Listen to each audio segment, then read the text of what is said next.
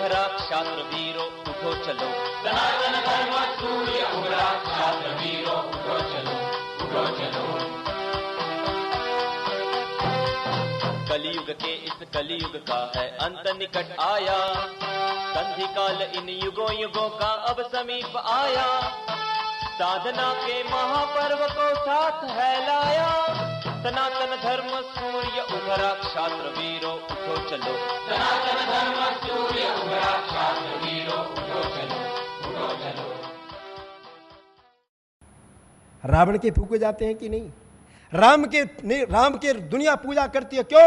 राम ने जितना पढ़ा, जितना सुना, जितना देखा, उसको जीवन में अंगीकार किया था। हमारे समाज की जो अब अवस्था है, हमारे समाज की जो व्यवस्था में यही गड़बड़ है। हम बहुत कहते हैं, बहुत सुनते हैं, बहुत पढ़ते हैं, लेकिन व्यवहार पर जब धरातल पर हम जाते हैं तो हम शून्य हो जाते हैं। मैं आपसे निवेदन कर देना चाहता हूं, मैं आप पर कोई लांछन नहीं लगा रहा हूं, मैं आपसे निवेदन कर रहा हूं कि आज हमारे इस हिंदू जन जागृति समिति ने जिन विचारधाराओं को लेकर के, जिन सिद्धांतों को लेकर के आज हिंदू राष्ट्र की स्थापना का संकल्प आपके सामने एकबद्ध किया और आप सबको एक कड़ी में बांधा है, ये कड़ी अब आगे चल कर के अगर बनती चली गई, जुड़ती चली गई, तो ध्यान रखना हिंदू राष्ट्र बनने में समय नहीं लगेगा। और अगर आज यहाँ से जाने के बाद इस सिद्धांत इस हॉल में समाप्त हो गया तो ध्यान रखना 3 काल में भी कोई माइकल हिंदू राष्ट्र की स्थापना नहीं कर सकता है। हिंदू राष्ट्र की स्थापना विचारों पर नहीं होती है, हिंदू राष्ट्र की स्थापना व्यवहार पर होती है। राम का राज्य क्यों याद किया जाता है? राम से कभी आपने पूछा? अभी यहां ब्रह्म क्षत्र तेज और ब्रह्म तेज की बात की जा रही थी। डायरेक्टर उस ब्रह्म रामायण में कहा है, अग्रतश्क्षत्रो वेदा पृष्ठतो सत्सरो धनु इदम क्षत्रम इदम ब्रह्मम शास्त्रादपि शरादपि। तुम समाज में काम करना चाहते हो, ध्यान रखना, केवल क्षत्र शक्ति से भी काम नहीं चलेगा और केवल ब्रह्म शक्ति से भी काम नहीं चलेगा। शास्त्र पछताते व रोते हैं, शास्त्र पछताते व रोते हैं। जहां शास्त्र नहीं, जहां शस्त्र नहीं, शास्त्र पछताते व रोते हैं। ऋषियों को भी सिद्ध तब से तबे मिला करती है जब पहरे पर स्वयं धनुर्धर राम खड़े होते हैं। ध्यान रखना, विश्वामित्र को यज्ञ करने के लिए विद्वान तो थे, ज्ञान था, प्रतिष्ठा थी, लेकिन यज्ञ की रक्षा के लिए किसको बुलाना पड़ा? अगर राम नहीं जाते तो ध्यान रखना यज्ञ की रक्षा नहीं हो सकती थी। मैं आपसे निवेदन कर देना चाहता हूं, जब तक ब्रह्म शक्ति और क्षत्र शक्ति दोनों को आप समन्वय में नहीं करेंगे, और ब्रह्म क्षत्रिय ध्यान रखना, ब्राह्मण में कहा है अग्रतश्क्षत्रो वेदा, वो हमारी ब्रह्म शक्ति के रूप में जब तक हम वेद के प्रतिष्ठान को सामने नहीं रखेंगे, वेद ज्ञान को जब तक हम सामने नहीं रखेंगे, तब तक ध्यान रखना हमारी कल्पनाएं कोरी कल्पना हो सकती हैं। वो आदर्श पुरुष हमारे वेद के अनुयायी हैं।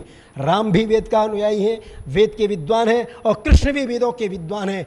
और भी जितने महापुरुष हमारे आज तक में सारे के सारे लोगों ने वेदों का अनुकरण किया और उस ज्ञान को अंगीकार किया, व्यवहार किया। वेद को पढ़ करके ध्यान रखना योगीराज कृष्ण बन सके थे, और वेद को पढ़ करके ही राम मर्यादा पुरुषोत्तम राम बन सके थे। वेदों को अगर न पढ़ा होता तो मर्यादा पुरुषोत्तम राम रह जाते, लेकिन मर्यादा पुरुषोत्तम राम नहीं बन पाते। कृष्ण रह जाते, लेकिन योगीराज कृष्ण नहीं बन पाते। मैं आपसे निवेदन कर देना चाहता हूं, हम चित्र की पूजा अवश्य करें, लेकिन साथ साथ अगर हम चरित्र की पूजा जिस दिन हम करने लग जाएंगे, उस दिन हिंदू समाज के सामने सारे विश्व को घुटने टेकने पड़ेंगे। और जिस दिन हिंदू समाज के सामने विश्व झुकने लगेगा, वो दिन फिर आएगा जिस दिन वो दिन याद करो जब विश्व गुरु कहलाता था भारत, विश्व गुरु भारत कहलाता था। उसका एक कारण था, इस देश में वेदों के अनुकूल शिक्षाएं थी, वेदों के अनुकूल व्यवहार था, वेदों के अनुकूल आचरण था। ये वेदों के अनुकूल जब तुमने आचरण छोड़ा, राक्षसी प्रवृत्तियां, दुनिया की जितनी भी आसुरी प्रवृत्तियां, वो सारी हमारे ऊपर आक्रमण करने लगी। वेद का सिद्धांत, वेद का ज्ञान जब तक हमारे सामने रहेगा, दुनिया की कोई आसुरी शक्ति, कोई भी आसुरी प्रवृत्ति हमारा मुकाबला नहीं कर सकती है। वेद में बड़ा स्पष्ट है। ध्यान रखना, प्रातःकाल में एक विचार आया था, मैं आपसे निवेदन कर देना चाहता हूँ। वेद हमारे वो मार्गदर्शन करते हैं, संसार की कोई पुस्तक नहीं कर सकती है, क्योंकि वेद मानवीकृत नहीं है। कुरान मानवीकृत है, बाइबल मानवीकृत है, दुनिया के दूसरे ग्रंथ मानवीकृत है, इसलिए हमारे धर्म ग्रंथ नहीं हो सकते हैं।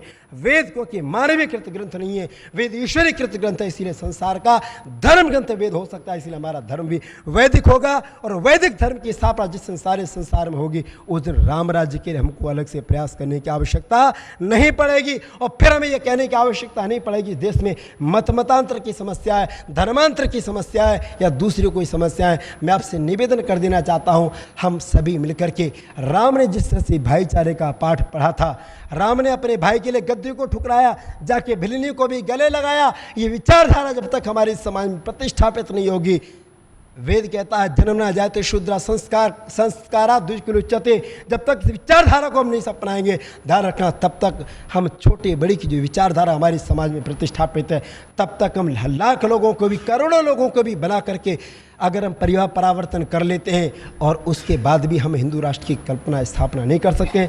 हम उन्हीं महापुरुषों को आदर्श बना करके, राम और कृष्ण के चरित्र को आदर्श बना करके जिस दिन हम चलने लगेंगे, उस दिन सारी समस्याओं का समाधान स्वाभाविक होने लगेगा। क्योंकि राम राज्य की कल्पना आज 9.5 लाख वर्ष बीतने के बाद भी हम करते हैं। क्यों?